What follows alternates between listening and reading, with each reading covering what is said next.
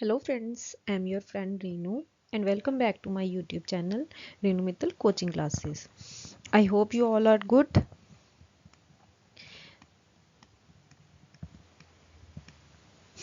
आज मैं आपके लिए MCQs की क्लास लेकर आई हूँ। आज हम थोड़े से MCQs को डिस्कस करेंगे, राइट? सो स्टार्ट करते हैं। So here is our first question. Compensation is reward to the employ for their, right? Compensation कहते हैं एम्प्लॉय के लिए रिवॉर्ड होता है। वो रिवॉर्ड हम उनको किस चीज़ के लिए देते हैं? उनकी परफॉर्मेंस के लिए, उनके वर्क के लिए, उनका कंट्रीब्यूशन टू द ऑर्गेनाइजेशन और उनकी स्मार्टनेस के लिए, राइट? अगर हम एम्प्लॉय या कॉम्पेंसेशन की बात करें, जो एम्प्लॉयज़ हमारे ऑर्गेनाइजेशन में काम करते हैं, राइट, उनको हम क्या करते हैं? कॉम्पेंसेशन देते हैं एज अ रिवॉर्ड। वो उनकी किस पर्पस के लिए देते हैं? उनकी परफॉर्मेंस के लिए देते हैं, वो जो काम कर रहे हैं उसके लिए देते हैं, या वो हमारी ऑर्गेनाइजेशन के लिए कुछ कंट्रीब्यूट कर रहे हैं उसके लिए देते हैं, या फिर उनके स्मार्ट वर्क के लिए देते हैं। अगर हम उनको कुछ भी रिवॉर्ड्स देते हैं, वो किसके बेसिस पे देते हैं? उनके कंट्रीब्यूशन के बेसिस पे देते हैं कि वो हमारी ऑर्गेनाइजेशन के लिए क्या कंट्रीब्यूट कर रहे हैं। So here is our answer is contribution to the organisation. Because मुझे पता है कि काफ़ी स्टूडेंट्स ने क्या किया होगा, compensation is reward to the employ for their performance tick कर देंगे, बट नो, हमने क्या करना है? स्मार्ट वर्क करना है। स्मार्ट वर्क सो उन्होंने उनके कंट्रीब्यूशन के लिए देते हैं कि वो हमारी ऑर्गेनाइजेशन के लिए क्या कंट्रीब्यूट कर रहे हैं। क्लियर? सो हमारा आंसर क्या होगा? Option C. Next question, which is not the objective of compensation, कि इनमें से ऐसा कॉम्पेंसेशन का कौन सा ऑब्जेक्टिव नहीं है? To establish equity, equity maintain करके रखना। To improve employee efficiency, employees की एफिशिएंसी को इम्प्रूव करना। टू कंट्रोल कॉस्ट, कि हमारी कॉस्ट को क्या करना? कंट्रोल करना। To comply with illegal regulation, कि हमने कोई इलीगल रेगुलेशन के साथ फॉलो करना है, उसको फॉलो करना है। सो हेयर ये तो हमें पता ही है कि अगर हम एलिमिनेशन मेथड के अकॉर्डिंग देखें, सो हमारा करेक्ट ऑप्शन हो जाएगा option D. Clear? Next question, first step of compensation process management is, अगर हम हमारा फर्स्ट प्रोसेस जो कॉम्पेंसेशन प्रोसेस का होगा वो क्या होगा? डिवेलपिंग अ पे स्ट्रक्चर, कि पे स्ट्रक्चर को डेवलप करना। इवेल्युएशन ऑफ अ जॉब, की जॉब को इवेल्युएट करना। प्राइसिंग ऑफ अ जॉब, की जॉब की प्राइसिंग करना। फॉर एग्जाम्पल कि इस जॉब के लिए कितनी पे फिक्स रहेगी, right? Analysis of a job, की जॉब को एनालिसिस करना। अगर हम कॉम्पेंसेशन प्रोसेस की बात करें, हमारा फर्स्ट स्टेप क्या होगा? कि हमारी जॉब को एनालाइज करना, राइट? ये हमारा सबसे पहला स्टेप होगा कि अपनी जॉब को क्या करना? एनालाइज करना। Clear? Next question, the basic objective of compensation management is meeting the needs of both, right? कि अगर हम compensation management की बात करें तो वहाँ पे किस किस की needs कहते हैं हम फुलफिल करने की, हमारा ऑब्जेक्टिव फुलफिल करने का होता है, right? First one is employee and organisation, second one is employee and labour, third one is labour and labour union, and fourth one is employee and manager, कि एम्प्लॉई एंड मैनेजर का। जो basic objective हमारा compensation management का होता है वो किसके regarding होता है? एम्प्लॉई एंड द ऑर्गेनाइजेशन, कि एम्प्लॉई भी हमारा क्या होना चाहिए? लॉयल होना चाहिए, उसकी परफॉर्मेंस इफेक्टिव होनी चाहिए, राइट? एंड ऑर्गेनाइजेशन को भी हमारा क्या होना चाहिए? बेनिफिट होना चाहिए। दोनों का फायदा देख के, दोनों के पॉइंट ऑफ व्यू से हम लोग क्या करते हैं? एक एम्प्लॉय का कॉम्पेंसेशन डिसाइड करते हैं। Clear? Next question, which theory explains the employee and employer relationship, कि अगर इनमें से ऐसी कौन सी थ्योरी है, कहते हैं, जहाँ पे हम लोग एम्प्लॉय और एम्प्लॉयर का रिलेशनशिप क्या करते हैं? डिस्कस करते हैं। कौन सी थ्योरी एक्सप्लेन करती है? Agency theory, piece rate theory, Gantt's task theory, and Maslow's hierarchy need theory. अगर हम एम्प्लॉय एम्प्लॉयर के रिलेशनशिप की बात करें तो वो किस थ्योरी में डिफाइन किया गया है? वो डिफाइन किया है इन एजेंसी थ्योरी, राइट? हमारा करेक्ट ऑप्शन क्या हो जाएगा? Agency theory. एजेंसी थ्योरी कहते हैं aims to address the challenges that arise when the principal and the agent have different goals and risk preferences. It also explains how conflicts of interest may arise between the two parties and how to resolve them. Right. Agency theory क्या कहती है? Agency theory कहती है कि एक employer है और एक एम्प्लॉई है, कि जहाँ पे एम्प्लॉयर क्या हो गया, प्रिंसिपल हो गया, एंड उसका जो फॉलो कर रहा है, जो उसकी डायरेक्शंस को फॉलो कर रहा है, वो क्या होगा, हमारा एजेंट हो गया, राइट। कि उनके अगर different goals and risk preferences भी होंगे, तो भी वो अगर एक ऑर्गेनाइजेशन में काम कर रहे हैं, तो वो अपने जो गोल्स हैं, जो ऑर्गेनाइजेशन के गोल्स हैं, एज वेल एज जो एम्प्लॉय के पर्सनल गोल्स हैं, उनको कैसे वो अचीव कर पा रहे हैं, अपनी प्रॉब्लम्स को रिजॉल्व कर पा रहे हैं, राइट। एजेंसी थ्योरी इन्हीं चैलेंजेस को क्या करती है, एड्रेस करती है। Clear. Next question, job evaluation is a process of, कि जो जॉब इवैल्यूएशन है वो क्या एक प्रोसेस है, वन टाइम प्रोसेस है, ईयरली प्रोसेस है, कॉन्टिन्यूस प्रोसेस है, और एक रैंडम प्रोसेस है, राइट। जो जॉब इवैल्यूएशन है वो क्या प्रोसेस है, ना तो वो वन टाइम प्रोसेस है कि एक बार करके हमें ज़रूरत नहीं पड़ती, ना तो वो ईयरली प्रोसेस है। ईयरली तो हम लोग क्या करते हैं, अपनी फाइनेंशियल स्टेटमेंट्स बनाते हैं, राइट, कि अपनी परफॉर्मेंस को चेक करने के लिए। कॉन्टिन्यूस है या रैंडम है? जो जॉब इवैल्यूएशन है वो क्या है, हमारी कॉन्टिन्यूस प्रोसेस है, राइट। कि अगर जॉब इवैल्यूएशन ही नहीं होगा हमारी, तो फिर एम्प्लॉयर को क्या पता, एम्प्लॉई जो एम्प्लॉयर्स होते हैं उनको कैसे पता चलेगा कि किस स्किल्स, कौन सी स्किल्स की ज़रूरत है हमारे एम्प्लॉयज़ में, राइट। कि कहाँ पे प्रमोशन की ज़रूरत है, कहाँ पे डीमोशन की ज़रूरत है। Clear. Next, wage fund theory is propounded by, कि जो वेज फंड थ्योरी है वो किसने प्रोपाउंड की थी? एडम स्मिथ ने, जे.एस. मिल ने, डेविड रिकार्डो ने, एंड कार्ल मार्क्स ने। अगर हम वेज फंड थ्योरी की बात करें तो वेज फंड थ्योरी किन्होंने प्रोपाउंड की थी? एडम स्मिथ ने, राइट। हमारा करेक्ट ऑप्शन हो जाएगा A, Adam Smith. The wage fund theory held that wages depended on the relative amounts of capital available for the payment of workers and the size of the labor force. Wages increase only with an increase in capital or decrease in the number of workers. Right?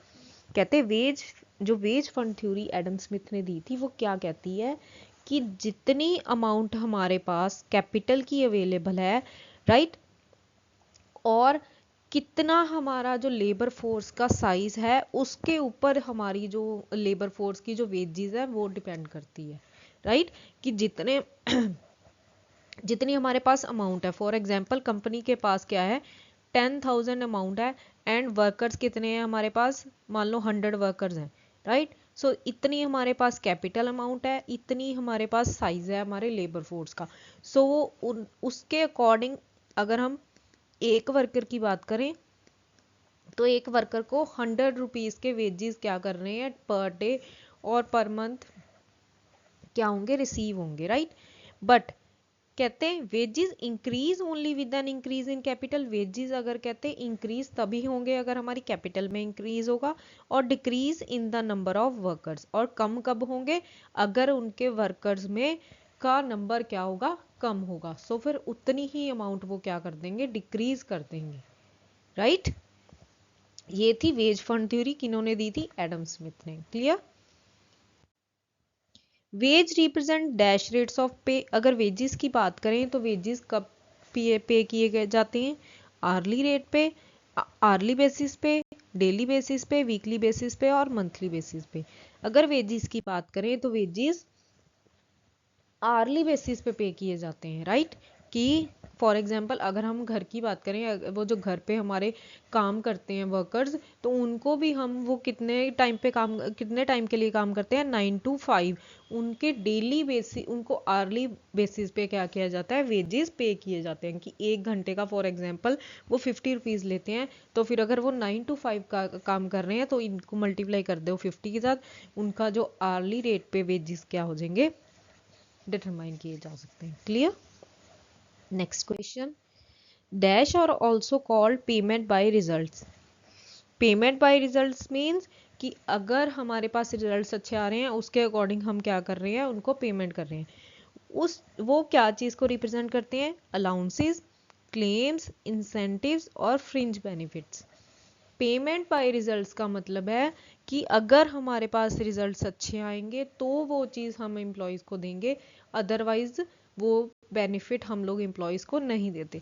So payment by results means incentives, right. Payment by results means कि वो benefits, वो incentives जो कि company तब employees को देती है जब कंपनी को क्या होता है, प्रॉफिट होता है। Clear. Next question, incentives depends upon, कि जो हमारे इंसेंटिव्स हैं वो किस चीज़ पे डिपेंड करते हैं, प्रोडक्टिविटी पे, सेल्स पे, प्रॉफिट्स पे, and D all of the above. कि अगर हम इंसेंटिव्स की बात करें, अभी हम रिसेंटली क्वेश्चन करके आए हैं कि वो किस चीज़ पे, उसको क्या बोलते हैं, पेमेंट बाय रिजल्ट्स। कि अगर हमारी परफॉर्मेंस अच्छी होगी, हमारी सेल्स अच्छी होंगी, हमारे प्रोडक्टिविटी अच्छी होगी, प्रॉफिट्स अच्छे होंगे, तो ही इंसेंटिव्स क्या होंगे, एम्प्लॉयज को दिए जाते हैं। सो हमारा करेक्ट ऑप्शन यहाँ पे क्या हो जाएगा, option D. Clear. Next question, the following is paid only at the time of employees exit after serving more than 5 years। इनमें से ऐसी कौन सी चीज है कि जो एम्प्लॉयज के एग्जिट होने पे ही दी जाती है, कि अगर वो हमारी ऑर्गेनाइजेशन के लिए 5 साल से ज्यादा काम कर रहे हैं, राइट। उनको उनको क्या बोलते हैं, परक्विजिट्स, क्लेम्स, ग्रेचुटी, अलाउंसेस। उन अगर हम 5 years कंसीडर कर रहे हैं या 5 years से ज़्यादा कोई एम्प्लॉय हमारे ऑर्गेनाइजेशन के लिए काम कर रहा है, सो ऑर्गेनाइजेशन उनको क्या प्रोवाइड करती है, ग्रेचुटी प्रोवाइड करती है। क्या प्रोवाइड करती है, ग्रेचुटी प्रोवाइड करती है। Clear. The following is a perquisite, इनमें से क्या ऐसी चीज है जिसको परक्विजिट बोलते हैं, club membership, provident fund, medical allowance, group insurance. इनमें से ऐसी कौन सी चीज है जिनको परक्विजिट कंसीडर किया जाएगा, दैट इज क्लब मेंबरशिप। अब ये परक्विजिट क्यों है, perquisite is defined as a privileged gain or profit incidental to regular salary. Perquisites are both taxable and exempt. Perquisites can be simple as company car, fuel reimbursement, etc., or may also include interest-free loan, medical facilities, credit cards, accommodation sponsored by a company, etc. Right?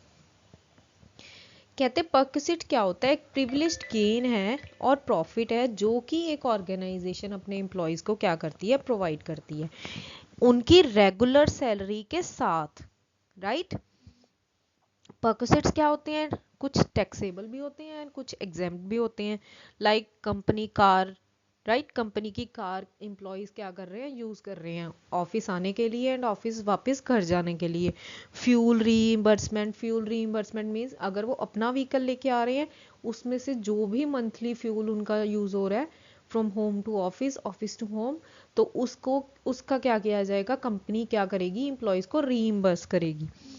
और कुछ ऐसे हो जाते हैं interest free loan, medical facilities जो कि exempt होते हैं, राइट। कुछ अमाउंट तक टैक्सेबल होते हैं, कुछ अमाउंट इनकी एग्जेम्प्ट होती है। So these are perquisites. Clear.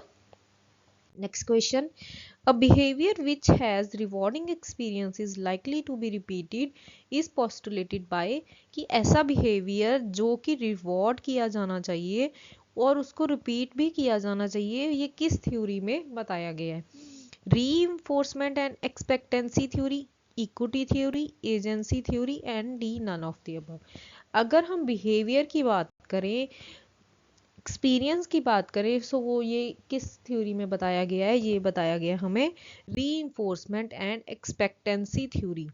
कि अगर हमारी एक्सपेक्टेशंस ज़्यादा होंगी, एक्सपेक्टेशंस कंपनी की ज़्यादा होंगी एम्प्लॉय से, सो वो क्या करेगी, ये चीज़ें कम एम्प्लॉय को अंदर से रीइंफोर्स करेंगी अपना ज़्यादा से ज़्यादा अच्छा बेनिफिट आउटपुट देने के लिए। Clear.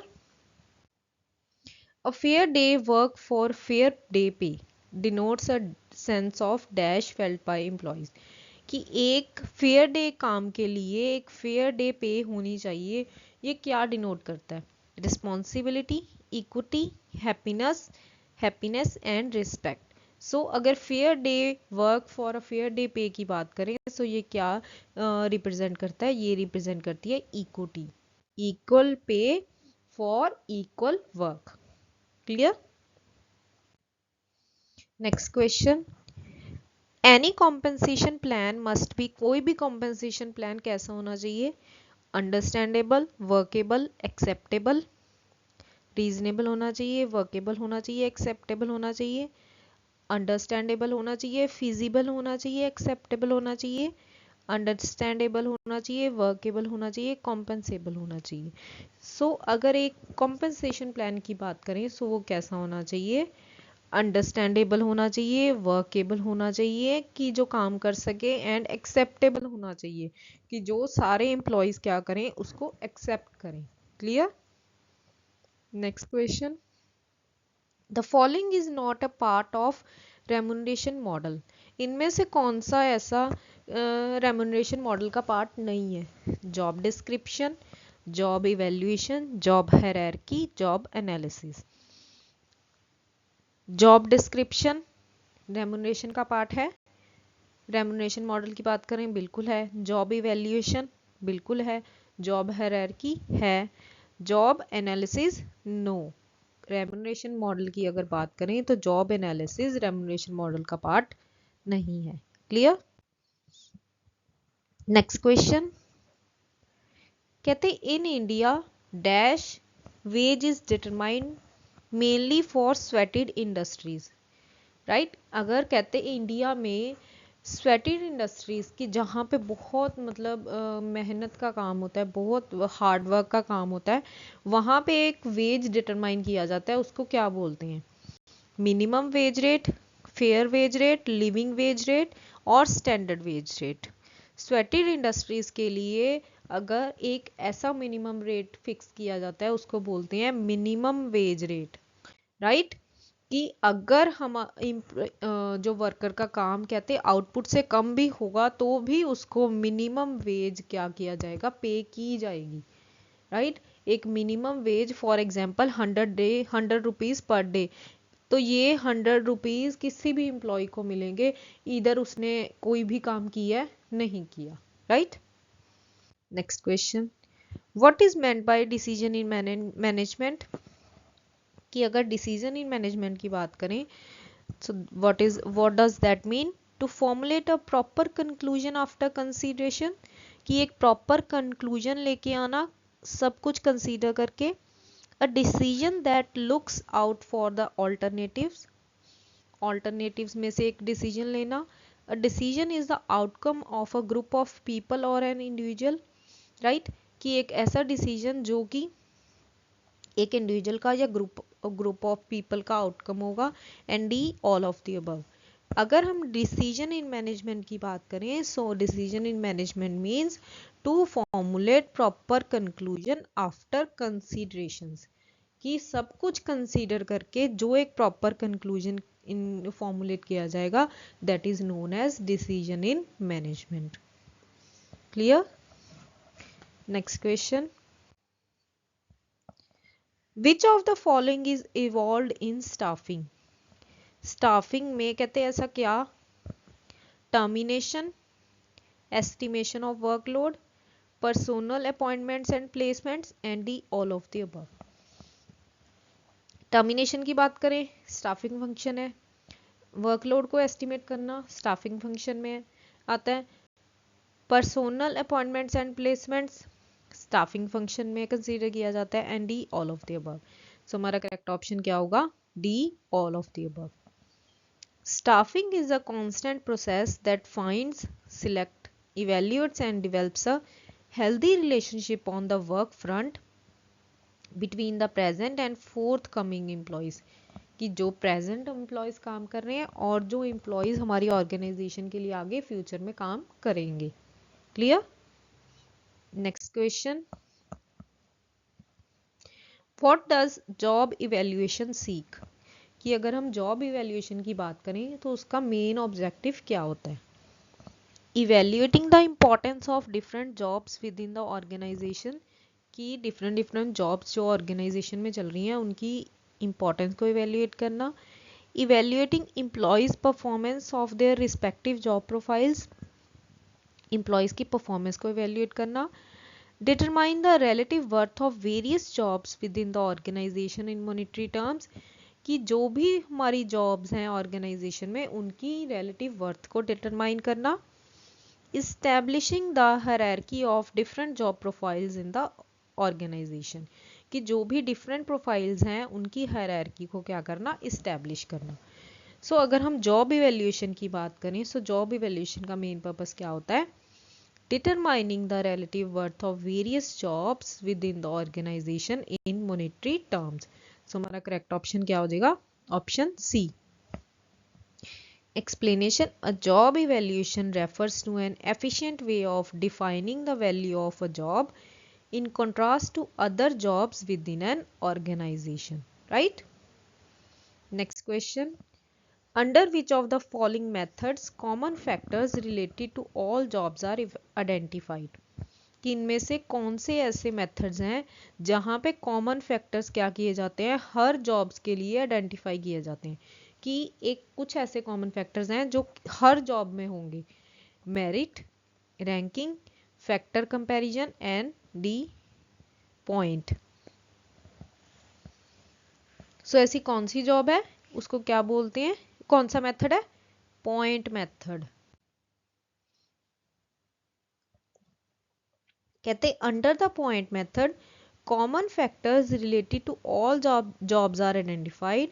It identifies all the possible job factors under primary groups, that is कैसी स्किल चाहिए, कैसी रिस्पॉन्सिबिलिटीज होनी चाहिए, कैसी working conditions, typically up to 5 groups, where each factor is assigned with a dollar value as opposed to pointing value, right? Next question: which of the following is evolved in the in basket training? in basket training में कौन सा training method include किया जाता है, simulation, on the job training, vestibule training और coaching. इन basket training को क्या बोलते हैं, simulation method, because in basket training is a kind of exercise that is accompanied by the organization while hiring and promoting an employee, right? कि एक ऐसी exercise simulation method जो कि ऑर्गेनाइजेशन में करवाई जाती है जब भी एम्प्लॉयज को हायर किया जाता है और उनको प्रमोट किया जाता है, right? Next question: dash is considered as first wage incentive plan in the modern era of industries। कि इनमें से ऐसा कौन सा फर्स्ट वेज इंसेंटिव प्लान बोलते हैं in the modern era, Barth plan, Halsey plan, Gantt's task and bonus plan and Taylor's differential piece rate plan. So हमारा correct option क्या हो जाएगा, फर्स्ट वेज इंसेंटिव प्लान क्या होगा, Taylor's differential piece rate plan, because ये Barth plan, हेल्थले plan and Gantt's task and bonus plan ये traditional methods में आते हैं। अगर मॉडर्न एरा की बात करें तो जो हमारा first wage incentive plan introduce किया था वो किन्होंने किया था, FW टेलर ने किया था, जिसको बोला गया था Taylor's differential piece rate plan, जहाँ पे उन्होंने बोला था कि एक स्टैंडर्ड फिक्स किया जाएगा, जो वर्कर्स स्टैंडर्ड से ज़्यादा काम करेंगे उनको बोनस पे किया जाएगा, जो स्टैंडर्ड से कम स्टैंडर्ड आउटपुट से कम प्रोड्यूस करेंगे सो उनको एक स्टैंडर्ड वेज रेट ही प्रोवाइड किया जाएगा, right? Next question: job analysis, HR planning, recruitment, selection, placement, induction and internal mobility are few important functions which comes under the heading of dash of HRM। कि ये सारे functions किस department के अंदर आते हैं, integration function, development function, maintenance function, procurement function.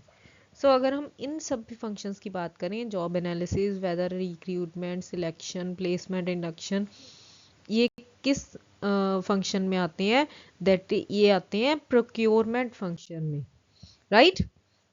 सो हमारा correct option हो जाएगा option D. Clear? Next, so this is it for today's video. I hope you like my video. Please subscribe my channel Renu Mittal Coaching Classes. Thank you so much for watching my videos. Stay tuned